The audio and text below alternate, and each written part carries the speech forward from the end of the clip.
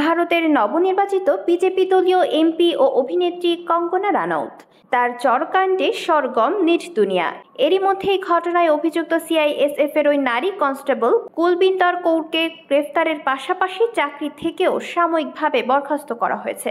তবে শুরুতে বিষয়ে কিছু না বলেও অবশেষে মুখ খুললেন এই বলি কুইন।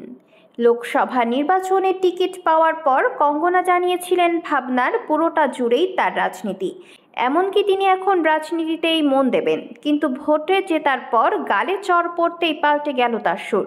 সম্প্রতি এক সাক্ষাৎকারে কঙ্গনা জানালেন রাজনীতির চেয়ে অভিনয় সহজ। এ সময় কঙ্গনা বলেন, এই প্রথম নয় যে আমাকে রাজনীতিতে যোগ দেওয়ার জন্য প্রস্তাব দেওয়া হয়েছে। এর আগেও বেশ কয়েকবার রাজনীতিতে যোগ দেওয়ার প্রস্তাব পেয়েছিলাম। গ্যাংস্টারের পর আমাকে ভোটে দাঁড়ানোর টিকিট দেওয়া হয়েছিল।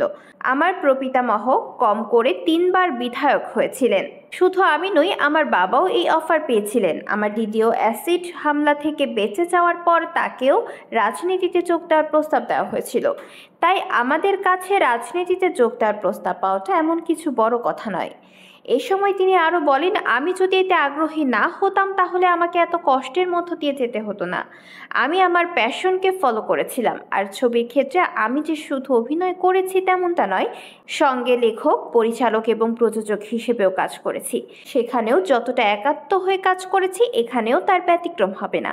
এখানেও আমাকে যদি মানুষের সঙ্গে নিজেকে মিশিয়ে দিতে হয় সেইভাবেই কাজ করব।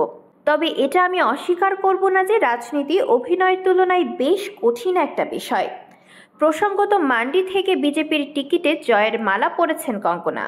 তার প্রতিদ্বন্দ্বী প্রার্থী বিক্রমাদিত্য সিংয়ের পারিবারিক রাজনৈতিক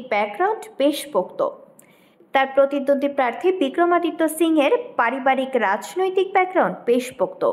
মা বাবা দুজনেই হেভিওয়েট রাজনীতিক হিসেবে পরিচিত হিমাচলে। ভোটের আগে অনেকের ধারণা ছিল প্রতিদ্বন্দ্বীর টিকিটই ছুঁতে পারবেন না। তবে ভোটের হিসাব বলছে অন্য কথা। বিক্রম ধরাশয়ী হয়েছেন নায়িকার কাছে।